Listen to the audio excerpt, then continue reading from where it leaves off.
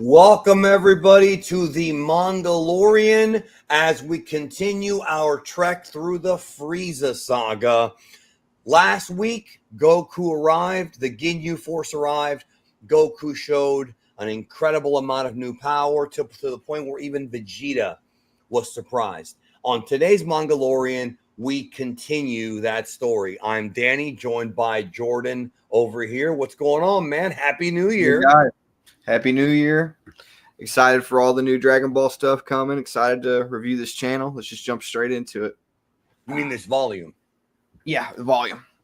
All right. Yeah, we're going to go ahead and jump right into it. We're going to, let me actually get it. I hit the wrong button there. We're going to pick it up right from volume. I'm working as fast as I can. All right. Give me a second. This thing's being annoying. There we go. Jesus. All right. So we begin with Dragon Ball Manga chapter 282. This is going to take us through the Ginyu fight and a little bit past it. So where we left off was Goku was just embarrassing Jason Birder. They had no chance. Birder thought he was the fastest in the universe. Clearly he's not.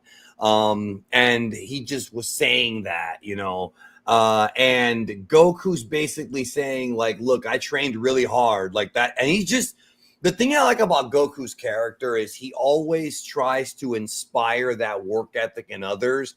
And with the villains, it doesn't work with the villains. But the one guy that it does work with, and I think this is something that should be analyzed, I may do a whole video about it, is Vegeta. Because Goku tells Frieza and many of the others, I got strong by training. So logically, one of these Ginyu guys would say, well, maybe I should go train harder. But the problem with villains is they're very egotistical and very arrogant. And look how long it took Frieza to understand training. It wasn't until Resurrection F. And even that was modern Toriyama. So I just like how Goku doesn't hide there's no secret sauce. I mean, there's obviously some secret sauce when it comes to discovering transformations, but he keeps it simple. Just work hard. Well, what I like about Goku's growth is that it's not necessarily just that he works hard. He does, but also a lot of the situations that he finds himself in that make him stronger. Even the gravity machine, for example, is like the result of him essentially like having a relationship with Bulma and Bulma's dad being there to help him out and help him create that part of the ship. So like a lot of the stuff that Goku goes through is situational as a result of stuff that he's done or people that he's come into contact with.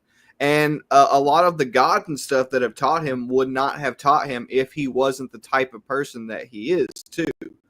So there's a lot of like circumstance that goes into Goku like gaining the power and the training that he gets. Like his character, like who he is as a person, actually is a big part of how he gains access to like these different avenues to train by.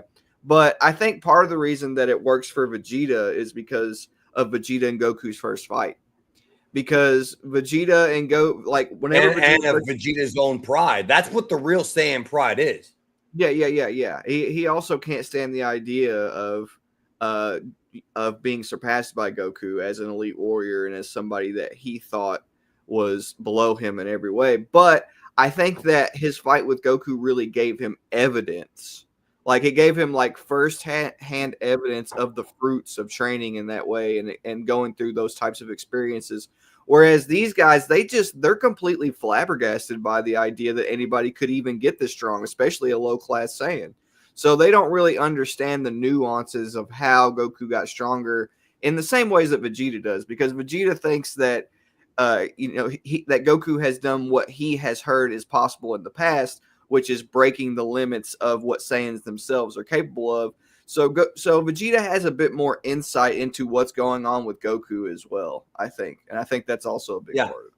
Of course. And he sees Goku, as much as he doesn't like Goku for being better than him, he does see him as, at the time, one of the only survivors. So it's special to him.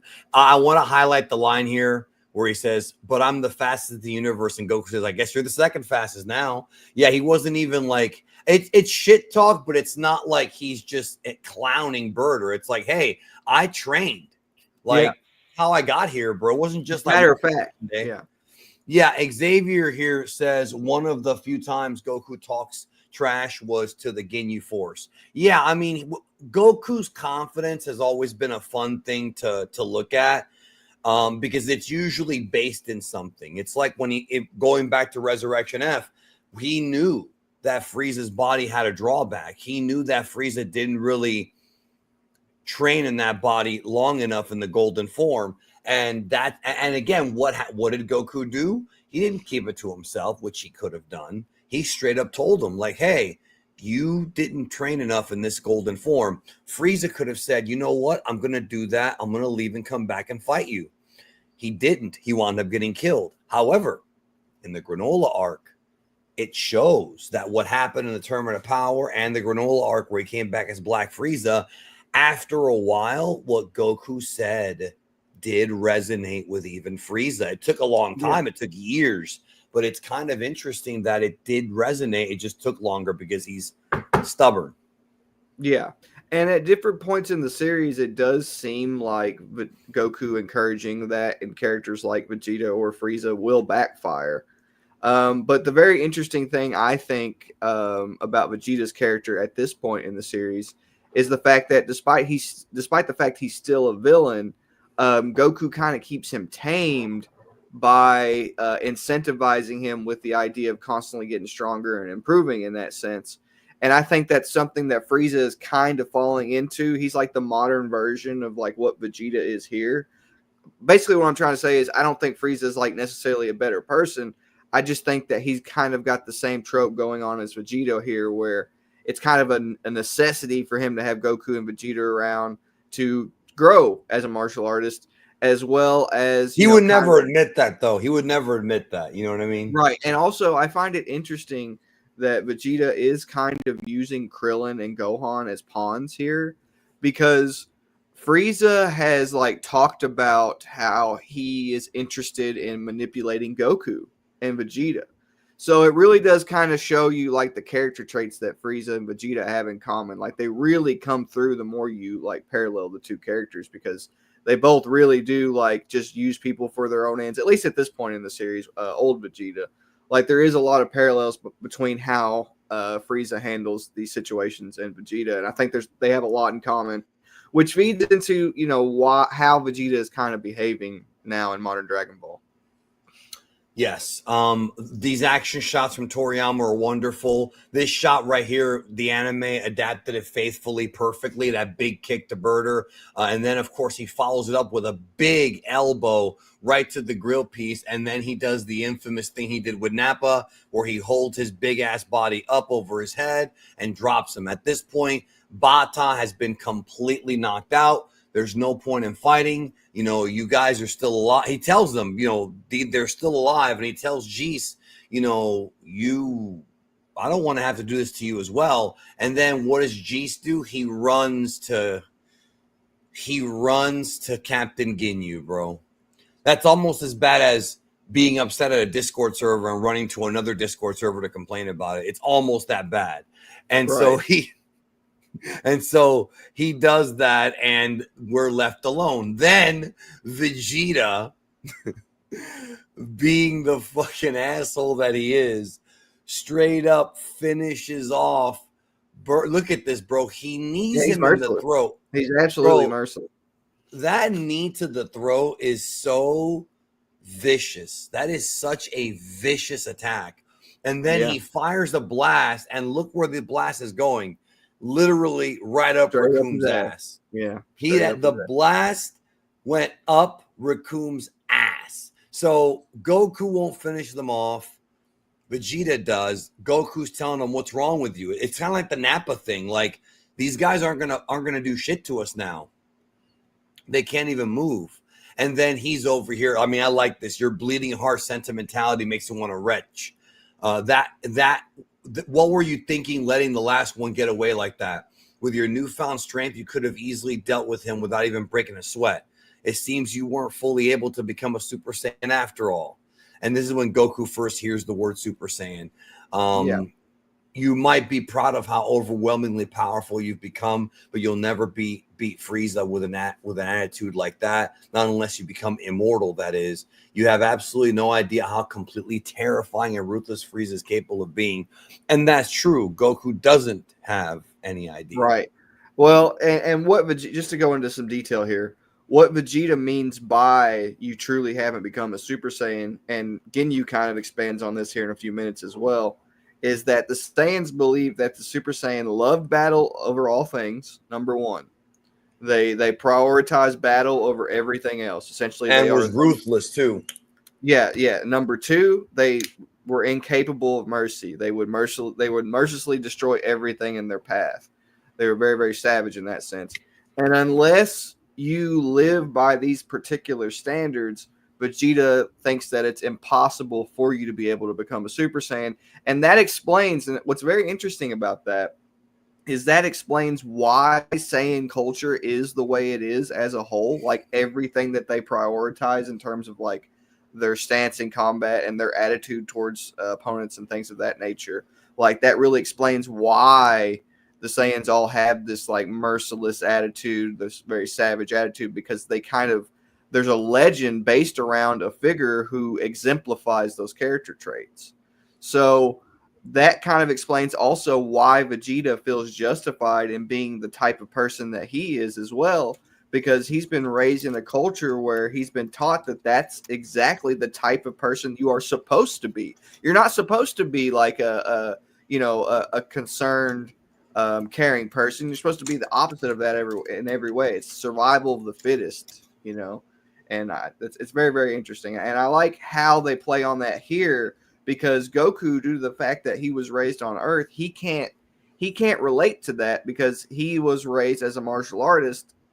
So seeing Vegeta practice this very survival of the fittest mentality is very off-putting to him, right? Well, yeah, and the thing is, Vegeta was he didn't really understand how to become a Super Saiyan. Nobody did at this point because it was all just a legend.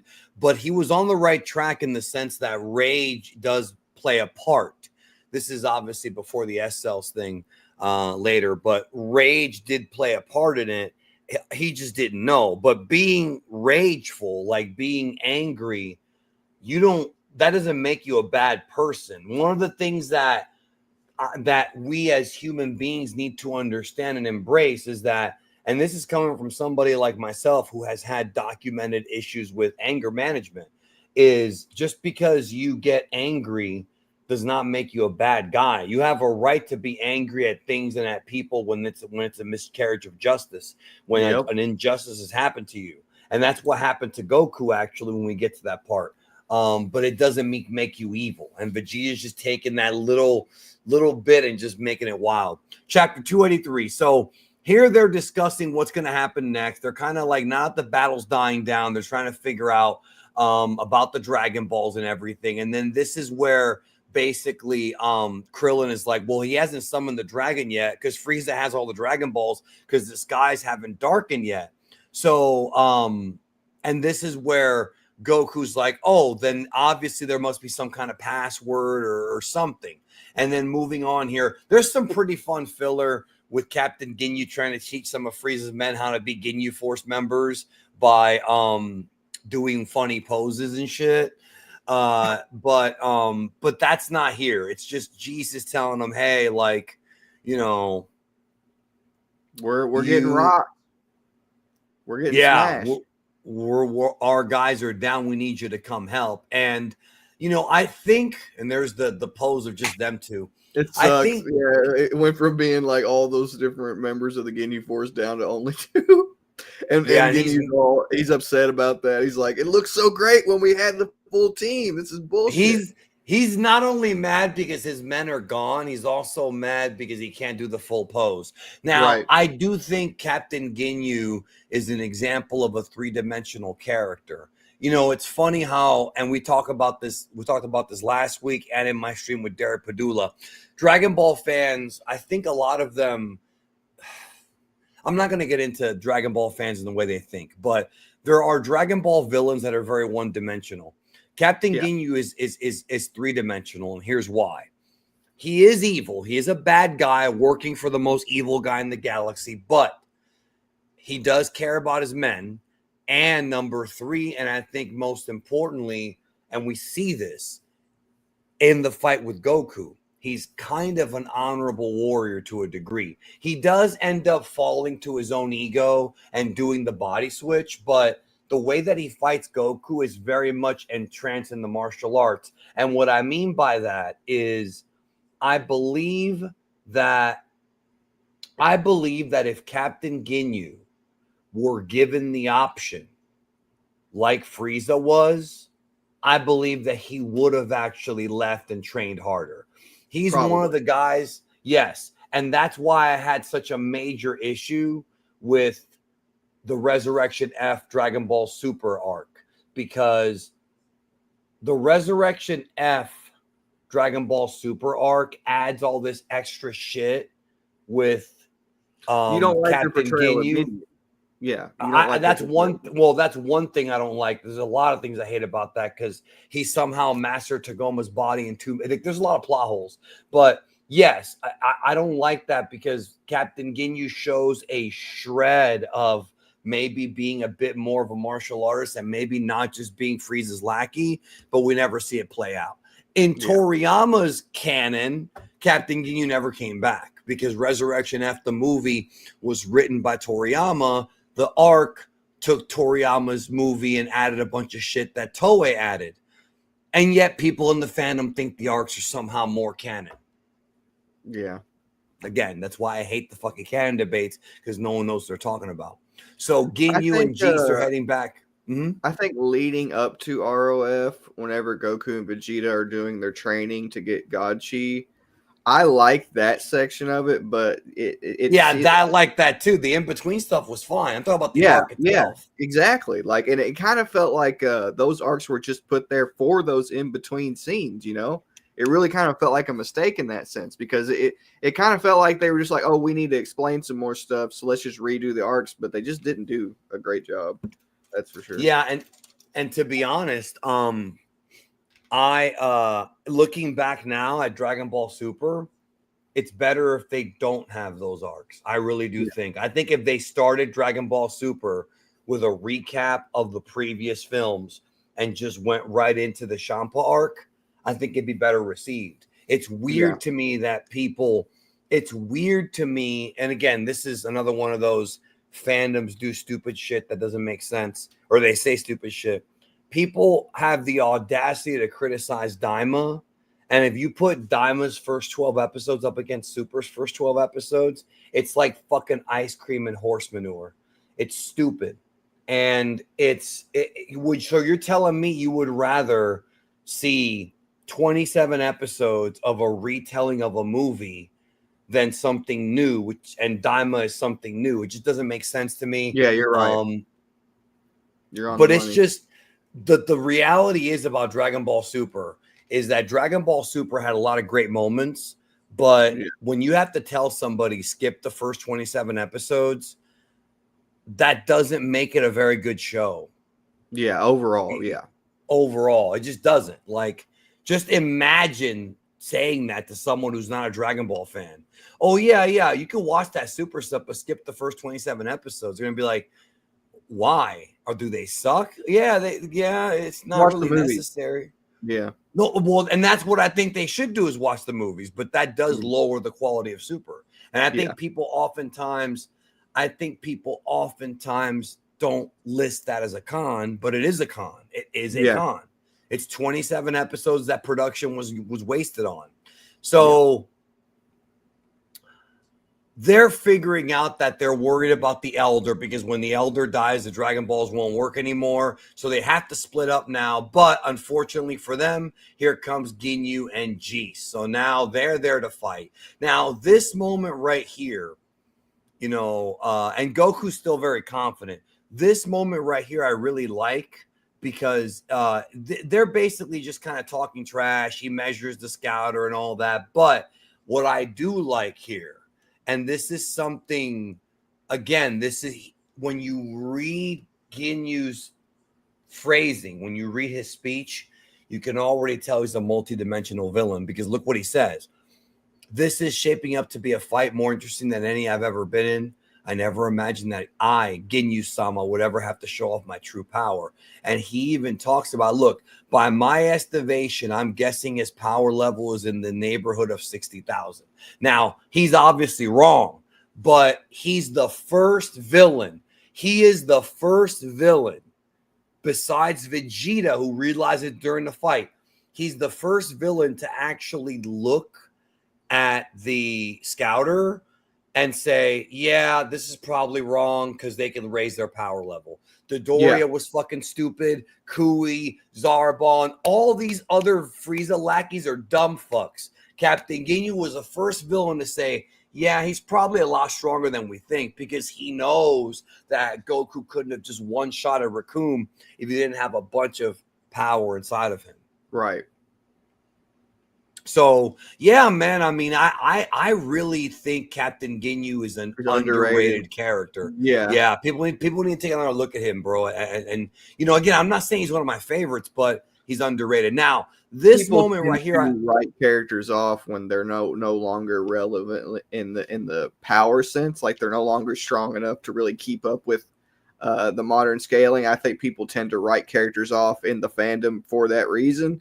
And I think that that's a mistake. I agree with you. I think in a lot of cases, if you go back and you actually kind of try and understand these characters and read them as characters, like they can be just enjoyable as characters. And Ginyu definitely is one of those, for sure.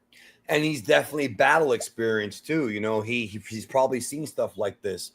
This moment right here, I loved. And by the way, to our point, it's what me and Derek talked about on Sunday. When it comes to fandom of any kind, including Dragon Ball, there's like levels to this. Meaning, yeah, by the way, I really enjoyed that episode, by the way, just to let you know. Yeah, I did too. I'm gonna bring him back because he's a good guy. But there's levels to this. And like, I think my job here on YouTube is to elevate people, like to take people from being like, if there's a pyramid of Dragon Ball fandom, and this is not about who's a better person or smarter. That's not what I'm talking about. It's more so understanding of the series and truly getting it, right? Truly understanding what Toriyama, the way he writes in the series, and appreciating it.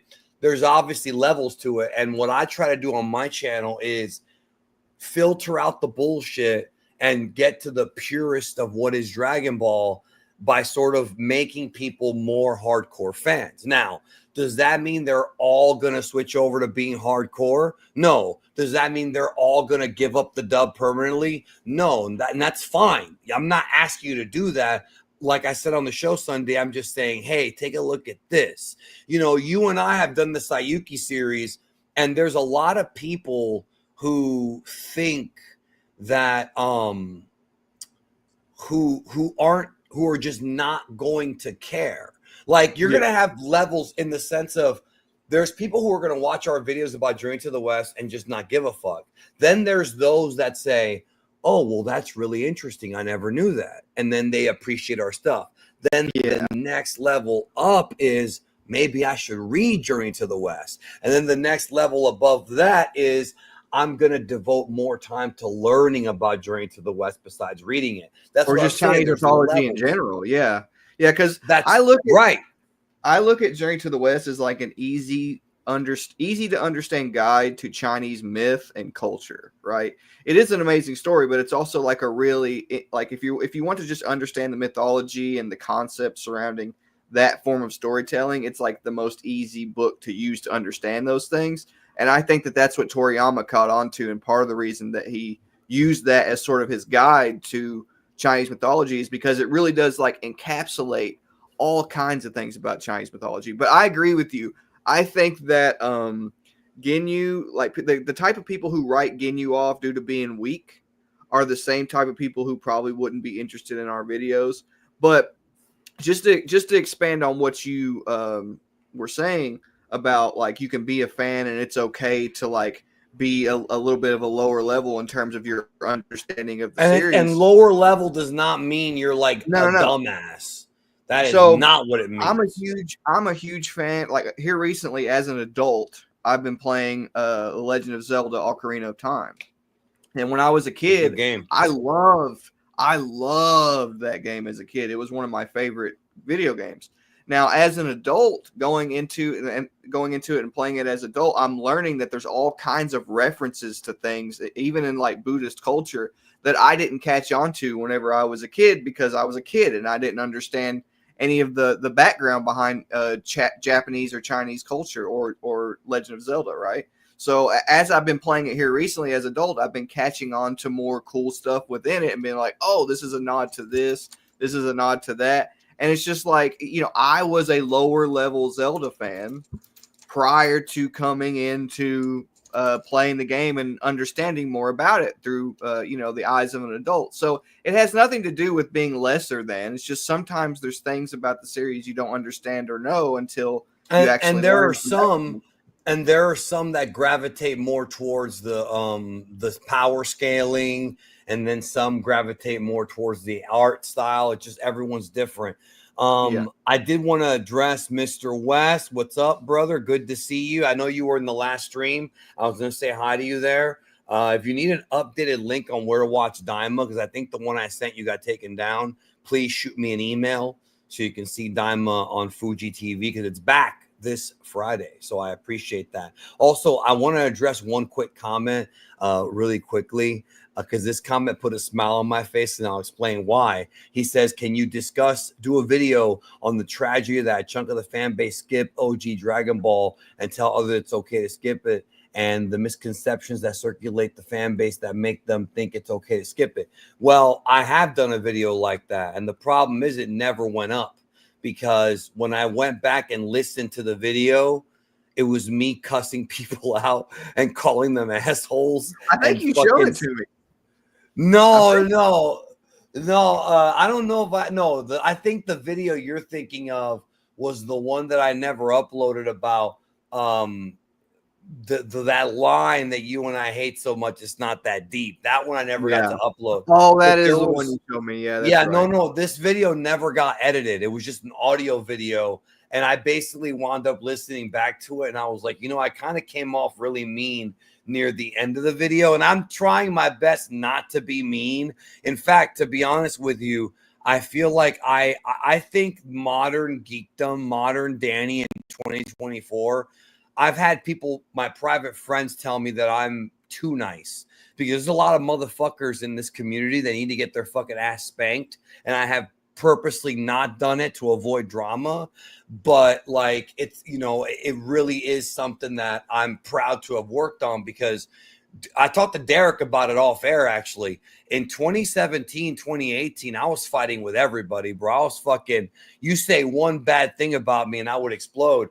I've changed a lot since then. I don't really give a fuck, but there are still people that I've kept my mouth shut about, just because that's not what this is about, bro. And ultimately, I don't want to deal with it. I'm doing fine. So what happens here is we get one of our first teases of a Goku Vegeta team up. Actually, not one of. This is the first tease ever of a Goku versus Vegeta team up. Obviously, we know what ends up happening. They work together in several of the movies. They work together in the Buu arc. They work together throughout all of Dragon Ball Super. Yeah. You know what I'm saying? Yeah. This is the iconic duo. That's the iconic duo. And then, bam, Vegeta says, get fucked. Catch you later, bro. Yeah. And leaves. Man. And leaves. All right. Teron Aries says, geekdom in-depth videos dealing with subjects like the Dragon Fist technique and Tree of Might inspired me to read up on Eastern philosophy and history. Thanks, geekdom. That's what I'm here to do. And I appreciate that. And I'm glad. My whole thing is to get people to, even if you prefer Sean Schemmel over Nozawa, I know for a fact that it's nostalgia, and that's fine. And I don't hate you for it, but I'm saying it's more about the script the original manga and really figuring out what's going on because so many Dragon Ball fans are constantly being misled. One of the things that actually pisses me off, and I don't show it as much anymore, but it does piss me off, is when people put fake news out there about Dragon Ball, like Toyotaro just confirmed the next arc's going to be about Janemba, and it's just blatantly made up shit. And then people ask me about it, and it's infuriating because I don't like people getting lied to. I just don't like people getting lied to. Like you're getting lied to and you're being used for money.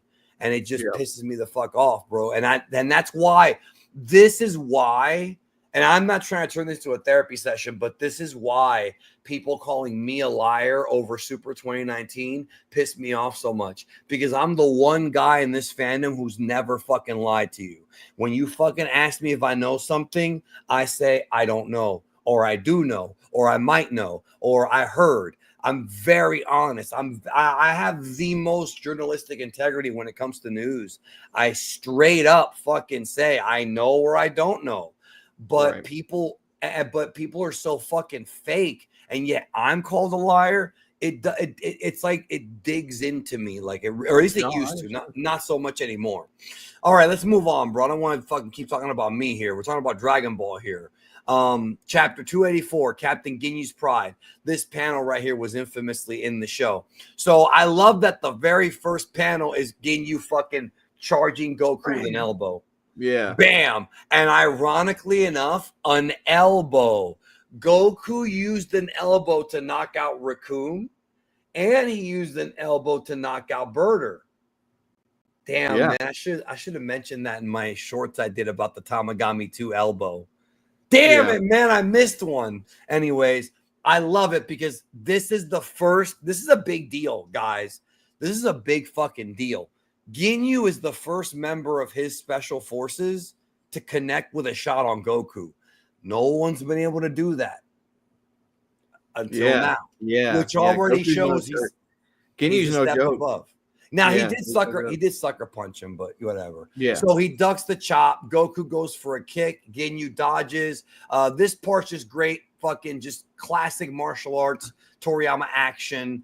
You know, they bounce back to meet like two gunslingers do, you know, and he's like, that fucking Vegeta, that motherfucker. I mean, Goku doesn't say that. In my dub, in the Geekdom dub, which is more gory and funnier than Team 4-Star, if you like my kind of humor, the Geekdom abridged version, he says, that motherfucker, that fucking ape. And and Ginyu even puts him over, bro. And again, you don't really see that from villains.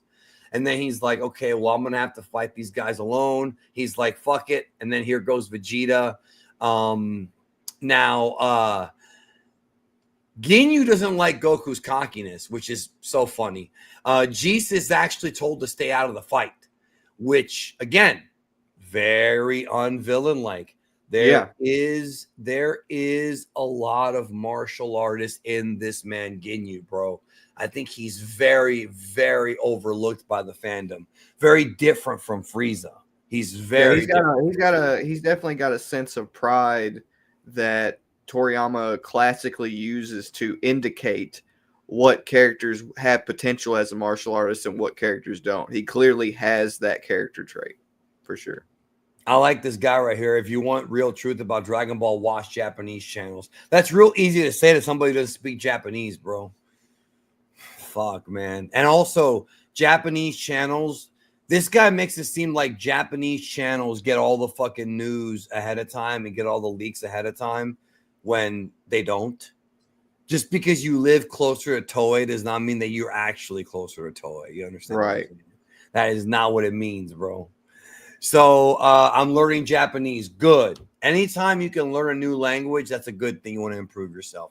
Big explosion. They're still going at it. Goku goes for a big kick, but Ginyu ducks this time. He misses with the chop. Goku gets blocked. Great fight. Great fight here, bro. Again, we've talked about how great these Namek Saga fights are. They're both powering up. They're going up. he's saying, wow, this guy's fast. Like he's putting him over. He's impressed by Goku. Then Ginyu gets him in a move, which is basically the full Nelson. But like what Goku did, and I talked about this in the Raditz chapters, he doesn't lock the hands. To properly do a full Nelson, you have to put your arms around the back of someone's head and lock the hands like this and push down on their neck. So you have their arms up like this and you're pushing down. I know that because that's fucking, I used to wrestle, bro, very briefly. And I mean real wrestling, not pro wrestling. Right. I took a bump in a pro wrestling ring once and I said, nah, it's not for me. So anyways, Goku himself is saying, this guy is strong. I'm going to break free. I've got no choice but to use the Kaioken. And then he lets him go. Yeah. I don't recall asking you for any help, Jeez. The next time you cut in, it'll be your life that I take. Do I make myself clear? What a martial artist, bro, to tell Jeez to get the fuck away from the fight. I love it. Yeah, he's got pride as a warrior, and that translates to, oh, if Goku was to put you in a position where he could like basically play on that to make you like get to improve yourself, he would. Like if he dominated Ginyu and Ginyu didn't have the body change technique and he was like, hey, you could get as strong as me if you trained, Ginyu has the type of character traits that it would work. Yes. Also, I like how Ginyu straight up says, let me guess, you're saving all your big power for Frieza. Like, it's like he knows, bro. Like, he knows, like, okay, you're saving your real power for Frieza. And then Goku's like, well, fine. I'll show you my full power then. And then he activates the Kaioken. Now, this scene is so good in the anime. It's obviously a lot longer. Something that I think needs to be talked about, and maybe I'll do a whole video about this, maybe with Derek Padula, is I think a lot of people who watch the Dragon Ball Z anime, now it doesn't matter if it's dub or sub. It doesn't matter. It's the Dragon Ball Z anime. I think that when you watch the Dragon Ball Z anime, you see these guys, and it's like over and over and over and over again. In the manga, power-ups never take that long. Now, this one's a bit longer than the average, but in the manga, power-ups sort of happen. There's powering up, but it's not as slow and dramatic as in the anime.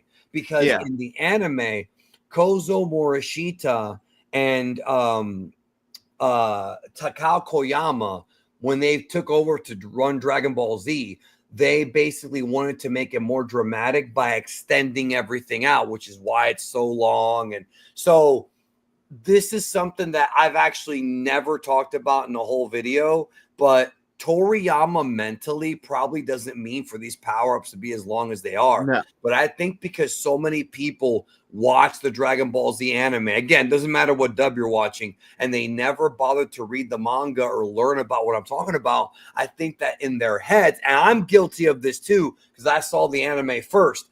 When I see this scene in the manga, I think about the anime.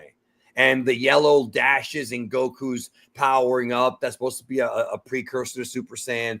All these things that we all sort of associate with the scene may not have even been in Toriyama's head, bro. And that's something, this is when you start thinking, this is what's called abstract thinking. This is what I don't like about a lot of people on the internet, is all they do is they think by following someone else. Like they just read something and they just regurgitate it.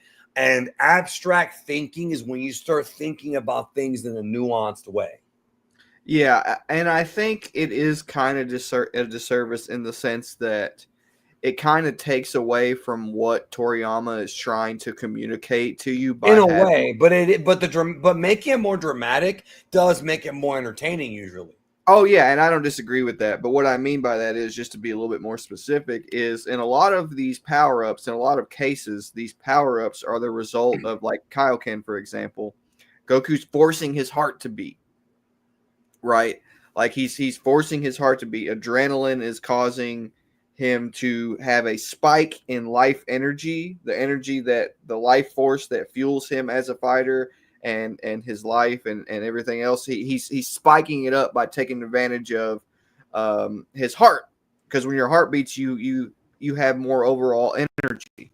So it would be like instant in that sense. Like when Toriyama's thinking about it within that context and that as a concept, it would be more so instant than it would be a slow power up, because you're not going to like slowly force yourself into an excited state. You're just going to like immediately gain that ecstatic excited state, and or at least what I much mean. faster. Yeah, Yeah, yeah, and the yeah, anime makes things more dramatic. yeah. Now, again, I'm not saying the anime is bad for this, No, me but either. I think people, it's something to think about. It's something to think about when you're reading manga. And like, look at this awesome shit. Goku with the Kaioken. He's already way past the 60K that Ginyu thought he was at. He's at 160K now, and then it ends with 180K. Now, in the anime version, if you remember, there were little yellow lines that were added to Super Saiyan. That's not in the manga, but also this full color edition came out after the anime, and they still chose not to include it. Now, the coloring was not done by Toriyama. It was done by somebody else at Shueisha. Why they didn't include it, I don't know, but I do like how they do it in the anime, especially if you know what's coming, Right. or if you are rewatching it again. Yeah, just for So the record, I'm not saying it's necessarily bad either. I'm just agreeing with you that I think when Toriyama drew it on the page, he wasn't thinking about it that way. I just agree with you in that sense. Well, right. Now, Goku here says, what you see now is nothing compared to what I can put out in short bursts. In other words, you activate Kaioken before you hit someone, then you turn it off. Kind of like what they were doing in Super with Super Saiyan God and Blue in the manga version. You can switch between forms and power-ups quickly. And then at this point, and then this is now once again, he thinks Goku's a Super Saiyan. Goku's like, Vegeta said the same thing, but I don't know what that means. Goku's only heard that twice. Vegeta and from Ginyu. So there might be something to it. And then, of course, Jeez freaks out. And then Ginyu freaks out because he can't believe, and then he's like, look, I hate to say it, but there's no way you can beat me. Let's just stop fighting. Just get off this planet. Again, he's giving him the chance to leave. And Ginyu's the kind of guy who would take it, except he doesn't take it. And we're going to get to that here in a minute. What Ginyu says right there is really important. That Which one? The middle panel? Yeah, right there. You don't want to waste time fighting. You don't want me to, you want to kill me. A Super Saiyan is supposed to be the mightiest warrior in the universe, one who relishes bloodshed in combat. He heard the same shit Vegeta heard.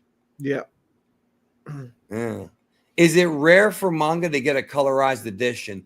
I think all the big mangas end up getting something like that at some point. I'm not sure if One Piece has it, but I could see after One Piece ends in 10, 15, 20 years, the full color version of Dragon Ball didn't even come out till decades after the manga was over. Like, you could only get it in black and white for a while. So Ginyu smiles. Oh, he's stronger than me. Meanwhile, we have our B plot going on right now. There's an A plot. There's a B plot. We've talked about this on Twitch streams. And this is Frieza trying to get information from the Namekians. Now, interesting enough, this is where the Grand Elder unlocks Dende's potential. Now, what's interesting about this is that unlocking Dende's potential, right, does not make him stronger physically, but it does give him access to the healing ability. Yeah, it makes his magic more powerful, which is interesting. But I mean, it's like in RPGs, if you're a healer, when you go up in level, you don't get physically that much stronger. Your healing abilities go up. It makes perfect sense. So he's already, and right there, see, it just says you've now been opened up, and Dende is going to leave to go help them. And the elder's about to die. And then Frieza sees him leave and just doesn't pay attention to him, which, again, also may have cost him later. Frieza shows up. He goes to confront the elder, but here comes Nail. And Nail's like, I'm not going to help you because you're evil. Frieza's doing his whole, like, I'm polite and I'm going to be nice to you, which is phony. I'm actually a piece of shit, but I'm trying to be the nice guy here to come off like that. And then I love Frieza just says, fuck it, blast the hole in the wall. Yeah. Yeah, he just says, fuck it. And Nail goes up there to meet him. and Nail basically Grand Elder telepathically tells Nail to buy him time. Now, in the anime version, I don't know if you remember this, there was an extra scene where these 3 Namekians showed up to go fight Frieza, and he does this move where he like blows air out of his mouth and this pink shit comes out. It was so weird. He goes, and like this pink beam killed them. We never saw that move since then. Yeah, it's interesting. Nail, Warrior of Namek. So this is them basically saying, okay, we need to get away from here if we're going to fight. Frieza's okay with that. Frieza's whole thing is I want to finish this guy off quickly. And here we have Nail powering up. And Frieza turns on the scouter and it went up to 42,000. So, which of course, now this is a very interesting, this is the first time we ever find out Frieza's power level. And 530,000 has been like the number, the classic number. That's a big ass number. That's the biggest number we've seen in the series so far. And this is only in the first form. Yeah, it makes Goku look like a baby. But I like this because, okay, earlier in this chapter, or no, the last chapter, Goku was at 180K. Toriyama just told us Frieza's at 530K. So that means that even though Goku made mincemeat out of the Ginyu Force, he still would get cucked by Frieza at this point. So as a reader, if you're, again, doing abstract thinking and you're looking at foreshadowing and you're looking at how Toriyama writes this stuff, that immediately tells you Goku's going to have to figure out a way to get stronger faster because he can't be training in gravity again. Something's got to give.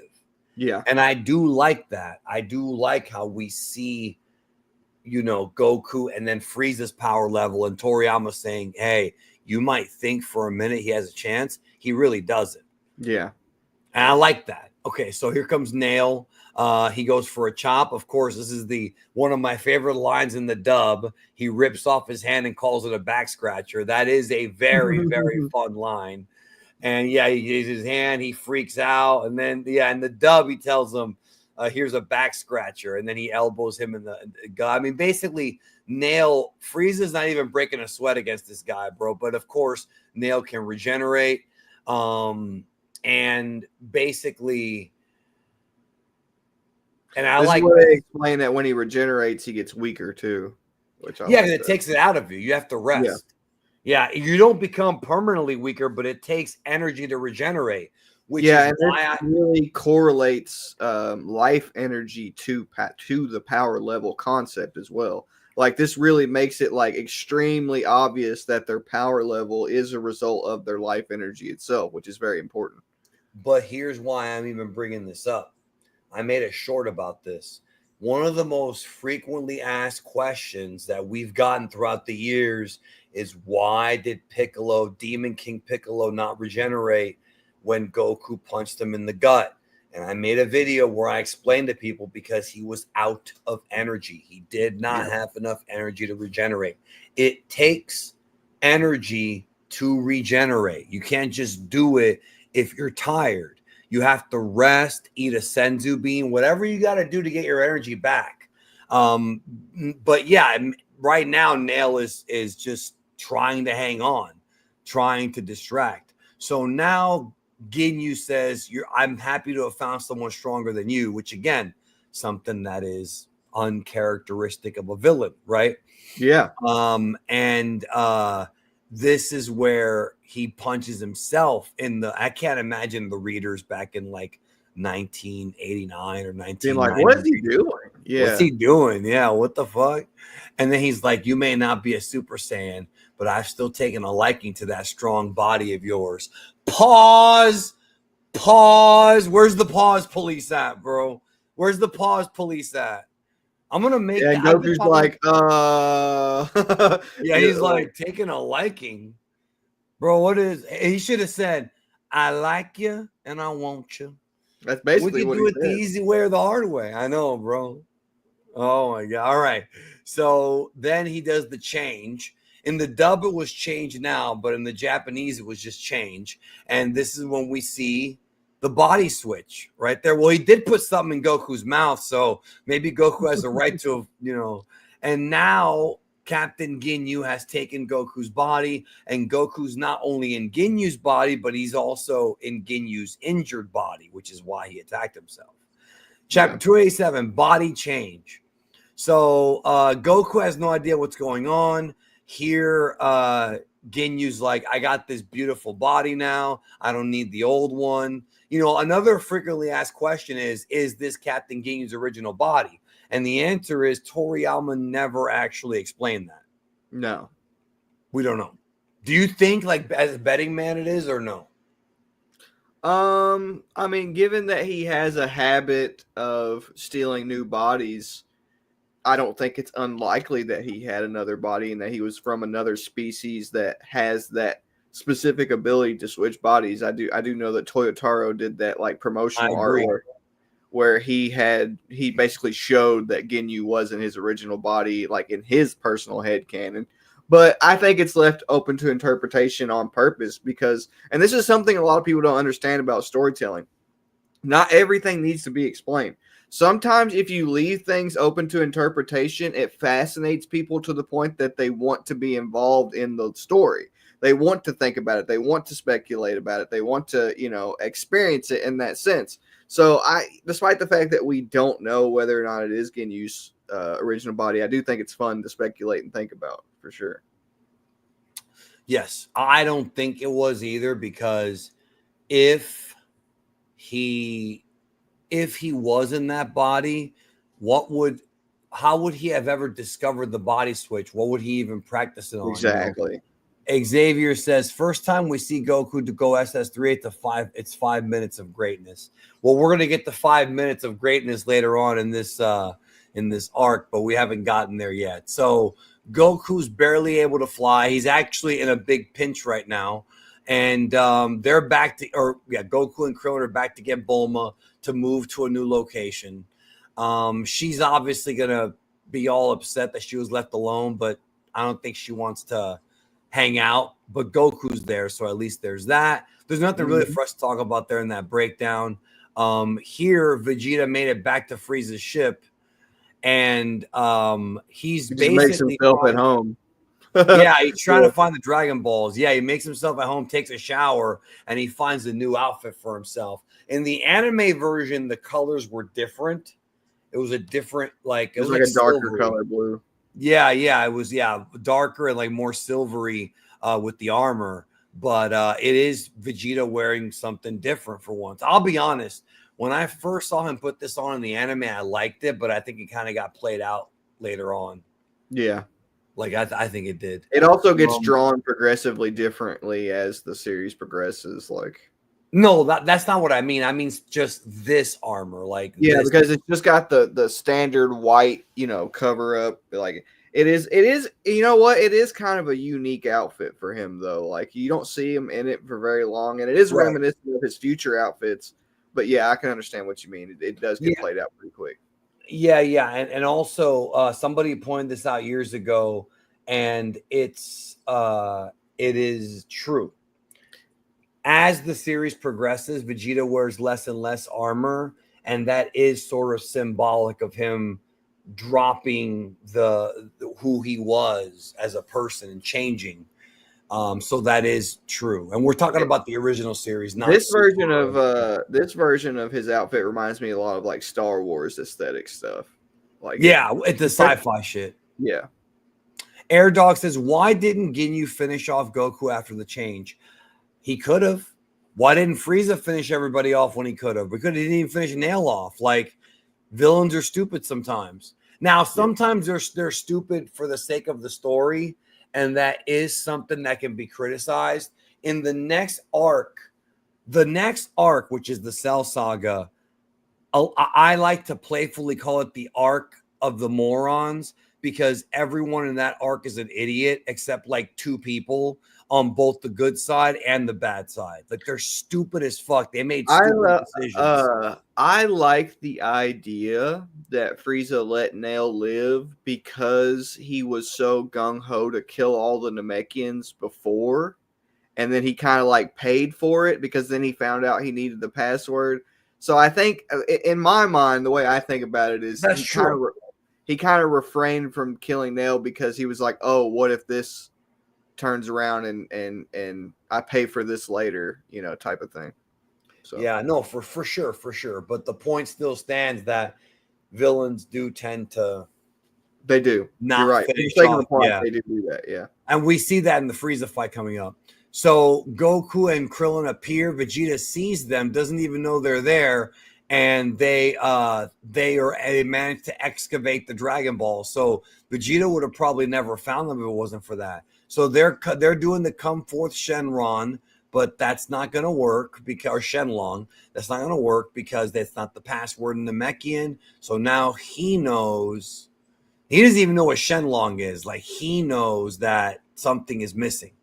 So this, of course, is going to lead to them needing a Namekian. I mean, point blank. Now here comes Ginyu and Jeez, even though they don't know what the hell's going on. So chapter 288, Goku or Ginyu. This image right here was used in the anime as Gohan. Like there was another one that was added of like Ginyu having dinner with Chi-Chi and Gohan. That's like Gohan imagining his life with Goku stuck in this body forever. And it was also used in the cover of one of the Funimation tapes. The second Ginyu tape, I think, was called Body Change. Yeah. Gabby3006 says, I always found it weird that in the anime they still have the same voices. It's like they changed whole bodies except their voices. Their vocal cords. I agree with that 100%. It is weird. Yeah. This right here version of Goku should have been Nozawa doing the Turles thing. You know what I mean? Yeah. That would have been awesome. Really would have. It would have made more sense. It would have made more sense, and that's how it is in all the dubs. And it would have been interesting to hear Ginyu sound more Goku-like as well, like the voice actor for Ginyu. Yeah, it would have been fun. Yeah, I think that you're playing. It's fun when you're playing another character in someone else's body. I mean, look what happened in Super when Zamasu took Goku's body. It was still Goku's Goku's voice. always falling victim to that, isn't he? People want his body. But they do. Yeah, yes, they do. So they show up, and of course, they don't know any better. I mean, I would immediately. This is one of those cases where, and I'm going to criticize it, Toriyama kind of made them stupid because if I were Krillin or Goku, or Gohan, and I saw Goku wearing the fucking scouter, I would already be suspicious. Yeah, well, that does make sense, and I agree with you. But also, I think that sometimes when you see somebody that you are comfortable with, that you look for comfort, sometimes you'll just you'll just basically emotionally react to their presence. And I think scouters represent the other side, bro. That's true, but I also think that they could have probably sensed that it wasn't Goku through his energy as well, if they really took the time to try and like basically feel out his intentions like they did in the original Dragon Ball all the time. Like Goku can tell when somebody has killing intent, and so can they. So not they just that, but why is Goku hanging out with Jeez? Yeah, that's also strange. Yeah. I think more than anything, they're just super excited, and they are being stupid. Like I agree with you, but I think it's due to excitement, and I think it's awesome that Gohan does catch on to it though. Like in comparison, yes, Gohan caught up to it quickly. Yeah, and the anime made it even more dumb. So, but Krillin should know better. He gets pimp smacked, bro. I mean, just like I don't know if that's an uppercut or a pimp smack. His hands are open, so it's probably a pimp smack. And now it's like, no, that's not my dad. And then he announces himself as being Captain Ginyu, doing the poses, which is not Goku like. And now it's like, well, wait a minute. How did he take over Goku's body? Now he's over here thinking he has access to 108,000, but he doesn't. We're going to find that out. So Goku's making his way there in Ginyu's body, but he's injured, and thus he can't use energy. Remember, Buku Jutsu, which is flying, requires energy. You need Yeah, energy and to he's fly. unfamiliar with the body too, which he says. I think it's really interesting that like we get a villain Goku. Like I can just imagine how unexpected this was to the audience back then. Like we randomly get like an evil Goku, like just out of nowhere. Like there's like zero build up to this. Like zero. There's no foreshadowing to Ginyu's powers. No, zero. So all of a sudden, Krillin and Gohan are fighting like an evil version of Goku, and it's just like it really it is a really interesting aspect of the arc that I do feel like it takes up a kind of an unnecessary section of the arc in some sense, but it's interesting enough that it's really entertaining and cool. Like it's like how often do you get to see something like that? You know? Yeah, I'll be honest, and I've said this before. I'm not like I like the manga version of this more because it's faster. The anime version was about 4 episodes, and I think it could have been resolved quicker. It just kind of took longer because it's not my favorite thing that they did, especially with how stupid Captain Ginyu is by constantly abusing that body switch technique to where it fucking like hurt him. Like Captain Ginyu's made out to be an idiot, even though he had potential. You know, and then here's Goku. See, he's already there, but in the anime, it took longer. And this is when they realize, yeah, that's my dad. And, you know, and he's like, that guy up there's Captain Ginyu. Don't hesitate to beat him up. So they're saying, go beat up my body. And then here he is powering up, but he's only powering up to 23,000. Why is that? Well, that's because not only does he not understand Goku's abilities, he certainly has no knowledge of Kaioken. And like we found out in the previous arc, Kaioken requires mind, body, and spirit to be united as one. And Ginyu, that's not his fucking body. I think, now here's a question. Do you think if, hypothetically, Ginyu would have stayed in that body longer, he would have eventually gotten to Kaioken? Or do you think that he would have got stronger but never actually used Kaioken because it is a godly technique? Well, no, I actually don't think it's either of those things. I think the entire point of this scene is to show why Goku's attitude is the reason that he's capable of such a thing. So, Goku. That's a deeper perspective. Yeah, I think that had Goku not been through the training he's been on Earth and been through all of the experiences that he's been through learning to refine and control his chi to the degree that characters like Popo and Kami, because you can't minimize the impact and the importance of the training and teachings of all of Goku's masters. And I think that because Ginyu lacks that experience, he would never be capable of like mastering Goku's body in the way that Goku has. Yes, 100%. 100%. So, and then he can't figure it out. Like I say, he cannot figure it out. And now it's kind of funny. So Ginyu asked Vegeta to help. And of course, when it comes to beating up Goku's body, which every time you look at the face, it's Goku, of course, Vegeta's going to have a good time. I remember watching this with my friend in high school, and we were laughing when Vegeta's beating up Goku. This is the anime. And we were like, I'll bet he's enjoying that. And then he was. I mean, it was funny, you know, because there wasn't anything he could do. And he's trying these pussy-ass ki blasts that even Gohan can deflect.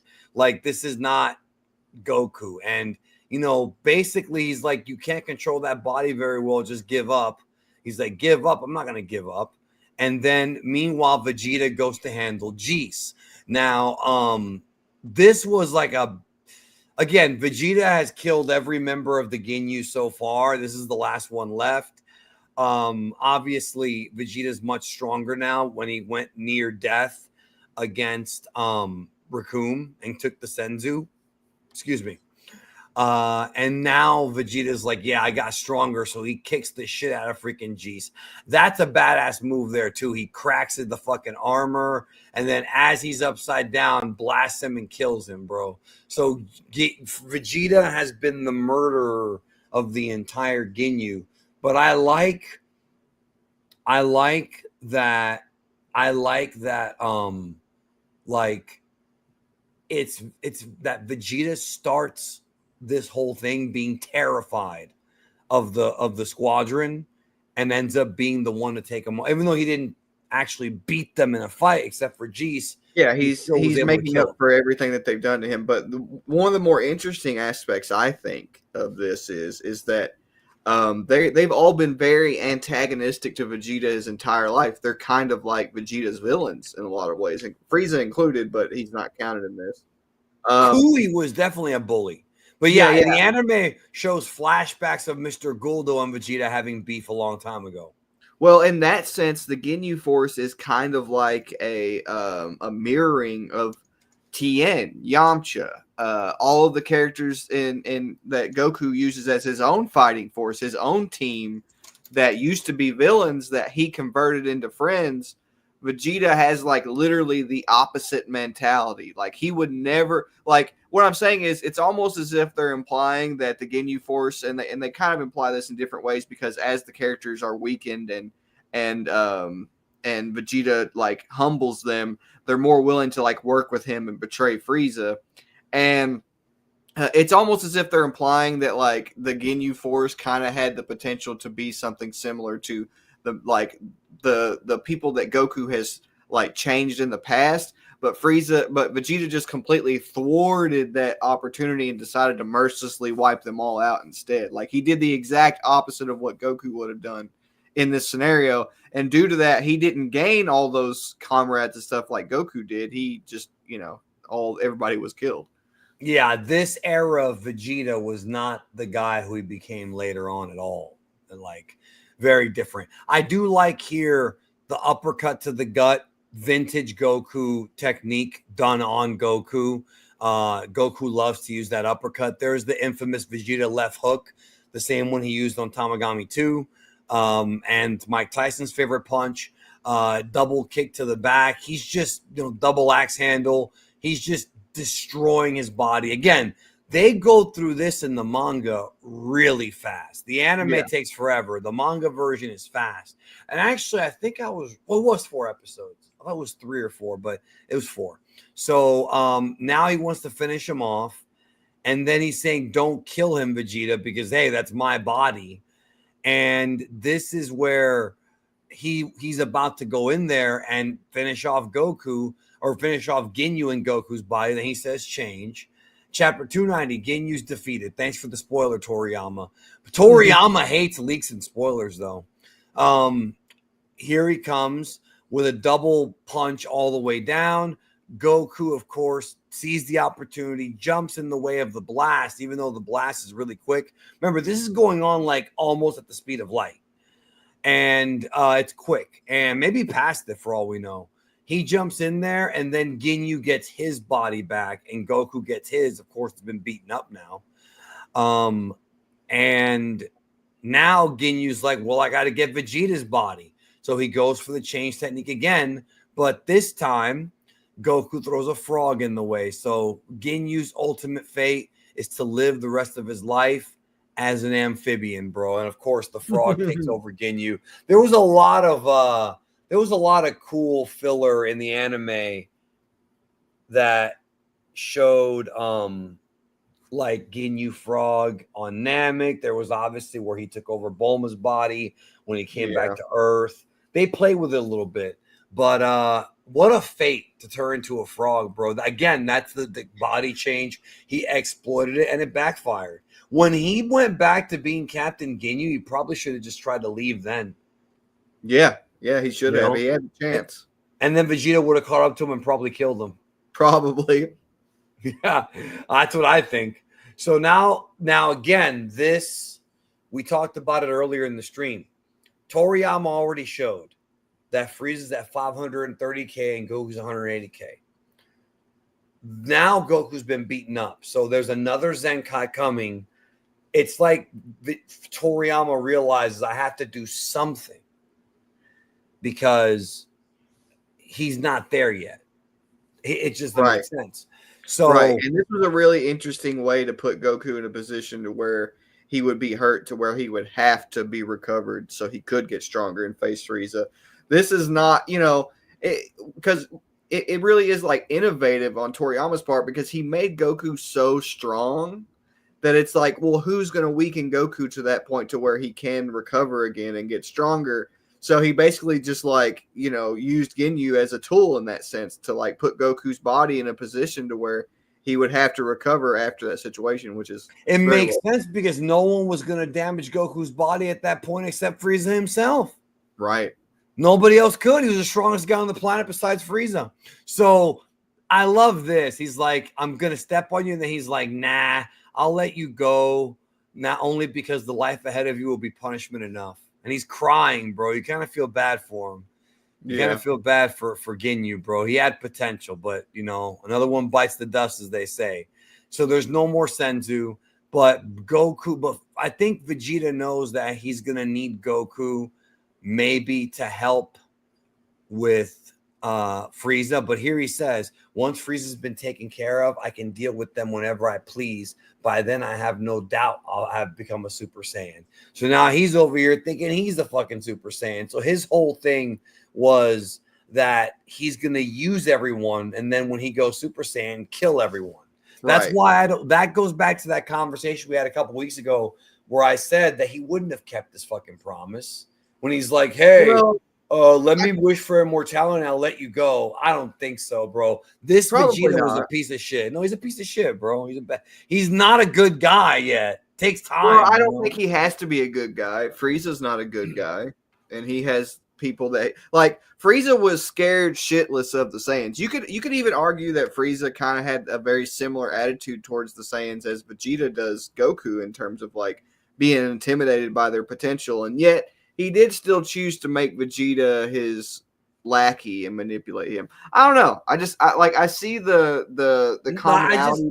But Vegeta was bitter about what happened to him on Earth, and he right there just said like, I'll take care of them when I become a Super Saiyan.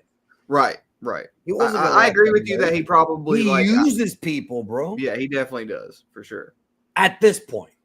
Yeah. Later on, but this is basically these rejuvenation tanks are essentially borrowed from the Star Wars Bacta tanks that we saw in The Empire Strikes Back. Yeah. Yeah, this is a super Star Wars centric arc for sure.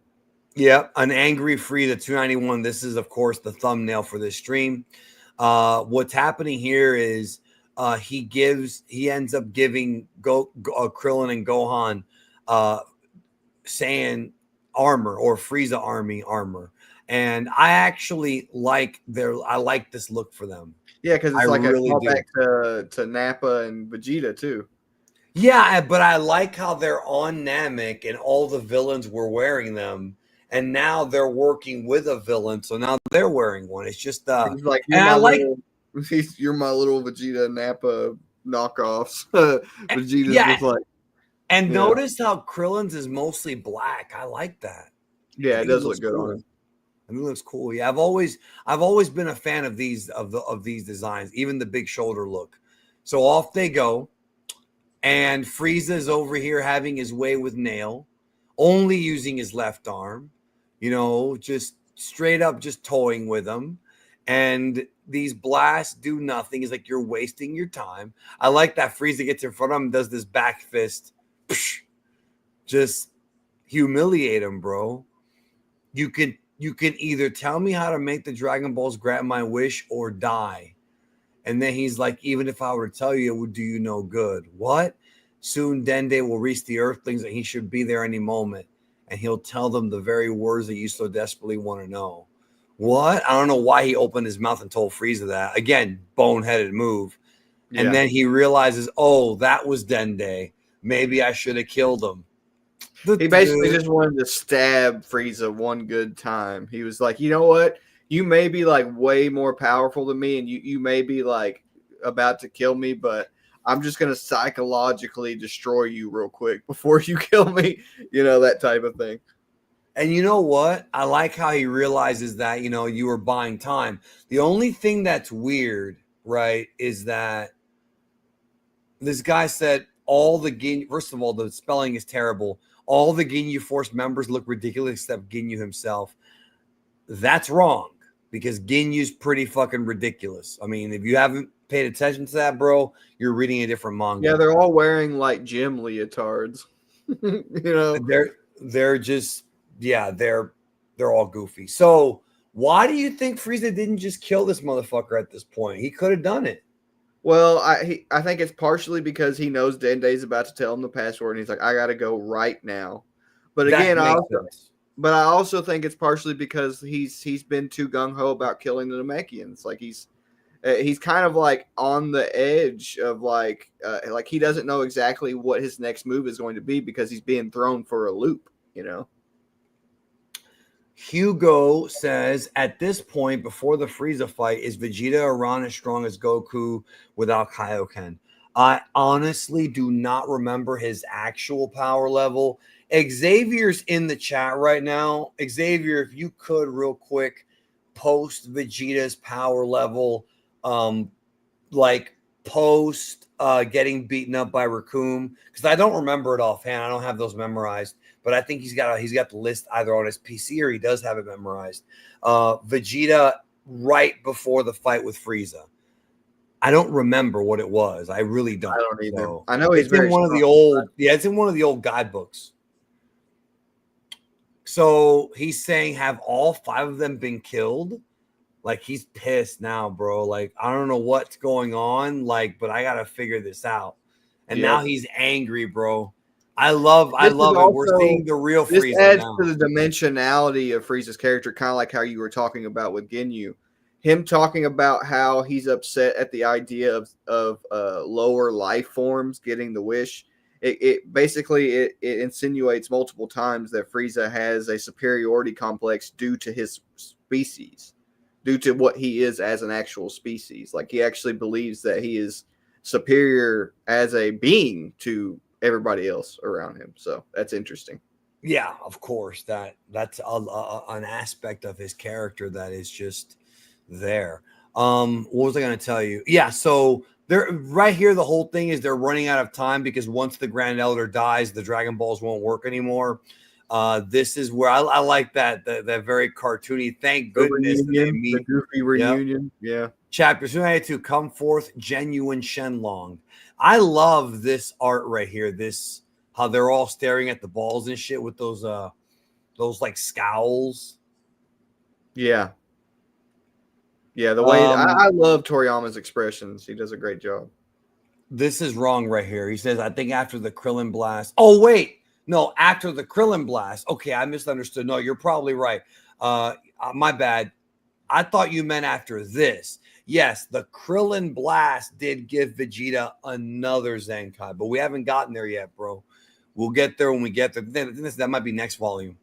So they all got to go and get the Dragon Ball, the Dragon Summon with the balls. There they go. Basically, Dende speaks Namekian. There isn't much to talk about here that's anything too important. Now that Vegeta's basically taking a nap, and they're like, fuck it, let's summon the dragon now. We got Dende. Let's make the wish before Frieza or Vegeta. Right. Okay, there we go. He says Vegeta was stronger than Kaioken to Goku at 180K.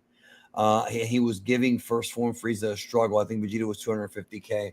Well, if he's giving first form Frieza a struggle, he's probably closer to 500, I would think, if he's giving him a struggle. Yeah, he's got to be above Frieza's power level for sure. His base Zeno Omega, that's why he's talking about after that. This is why I don't want to talk about this yet. We haven't got there yet. Like, what Hugo was talking about, we'll be discussing next volume, and it confused me, and obviously it confused you, because he's asking about the second transformation. Don't worry about any of that yet. We'll talk about that next stream, because we're not there yet, and I don't want any confusing shit going on, you know? Because the reason why I'm saying that's because Vegeta does overdo the Zenkai in this arc. I mean, he really does. Like, he gets like maybe what, 6 or 7 Zenkai? Yeah. Yeah. And by the way, Toriyama really implements that here. Yeah, for sure. I should make it clear, Zenkai is a fan-made term. Yeah. the word Zenkai power means full force power. It has nothing to do with like the Saiyans getting stronger. That's just part of Saiyan biology. There's no phrase for it. Yeah, there's no. I just call it. They use the term Zenkai in video games a few times to refer to it. I don't remember it ever being said in games either. But it was for the most part a fan term. It's mainly what they refer to is basically the ability that Toriyama referred to whenever Goku was on his ship. Whenever they're near death and they come back, they get stronger. That's the most explanation you really get for Zenkai in the word Zenkai is used in anime in Japanese, but not for that. Yeah. Not for that. Yeah. I got this. So Xavier says 5 Zenkai boosts in total for Vegeta. I thought it was like 6, but I wasn't that off. And then Hugo says, no, yeah, I did mean before the Krillin blast. See, that's what I'm saying. It was confusing because he said after at first.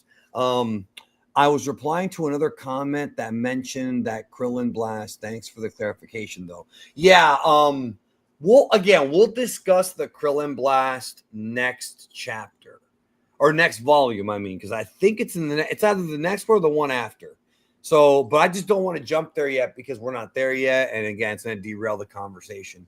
So here is Dende speaking fluent Namekian, which I'm sure he didn't forget, like Piccolo did in Daima, which, by the way, Toriyama Jr. Yeah, please don't. And people were defending it, bro. Like, listen, I love Toriyama, but he's a human being. He makes mistakes. It happens. I think he has been making Piccolo forgetful a lot recently. I don't know if he forget. Oh yeah, the giant that he forgot about turning giant. Yeah, like I think he might be embracing the idea that like Piccolo is. I think it might be bad memory. Yeah, like I think he might be embracing it. I don't know. It's weird. I don't like that because that doesn't make sense. Why would Piccolo have a bad memory?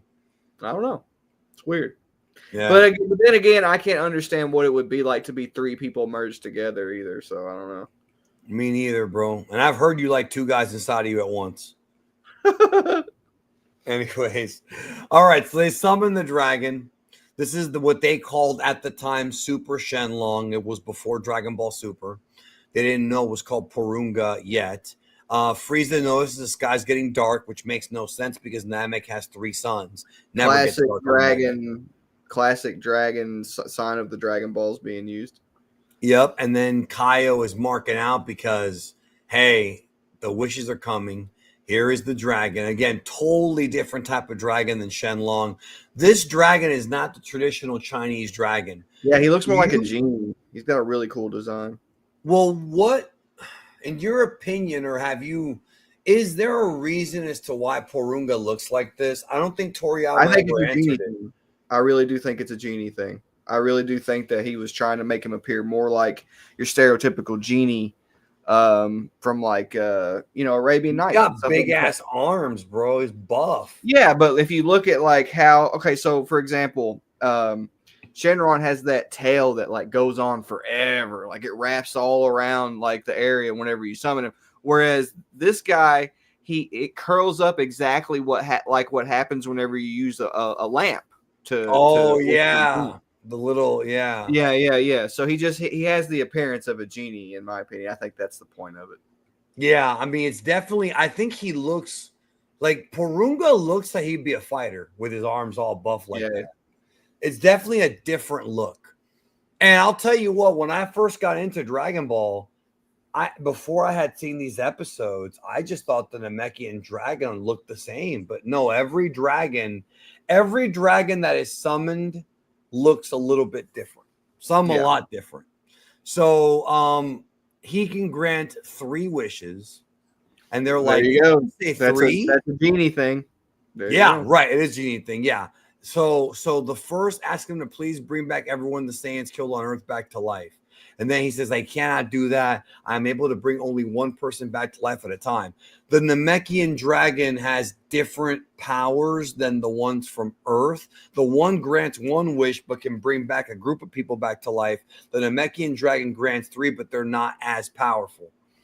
So she's saying only 1 can come back at a time. And then Piccolo's like, let me talk to Gohan because he has to fucking be the guy. Chapter 23, 3 wishes. So he's saying, okay, what is the wish? And he's like, what do? We can only bring one back at a time. Like, are they going to bring like 3 of the Z fighters back or what? So Piccolo tells Kaio, bring me back to life. Once I'm back, Kami will also return, meaning the Earth's Dragon Balls will reappear and the others here can be brought back to life too. That is genius. It's not just that Piccolo, because we're going to get to the second wish. It's not just that Piccolo, wants to see Planet Namek and wants to get involved in the fight, which is what the second wish is. It's also that because he's Kami, him and Kami are the same person. There you go. Zeno Omega says, why didn't they wish for Goku to be healed? Well, that could have been a potential third wish if they had gotten there. Yeah. Because that's what they wished for on the Buu Saga. Right. So, but of course, Porunga and the Buu arc is more powerful because Mori upgrades the Dragon Balls to make Porunga stronger. So maybe it was easier for him to do it there. Yeah. And then this is where, look, he says, this is from Piccolo talking to Gohan telepathically. Once I've been resurrected, have me sent to Planet Namek where you guys are. I want to fight on my home world against this Frieza guy, the bastard responsible for slaughtering my people on some Moses shit, bro. I've become much stronger here. I know I can beat him, summon me to the planet. You've gotten stronger, and we don't see any of the training in the manga version. And then I'll be counting on you. Do what you want with the third wish. And then this is where he asked to bring Piccolo back to life. So Piccolo does get wished back. However, Vegeta's awoken because he's able to sense Frieza's energy. So Frieza's so strong. Frieza is so strong that his power woke him up from a nap. Yeah. And then he's like, why is everything dark? What the hell is going on? What's that monster? And then he's like, the Dragon Balls. Like, now he realizes they fucked him over, bro. They got the jump on me.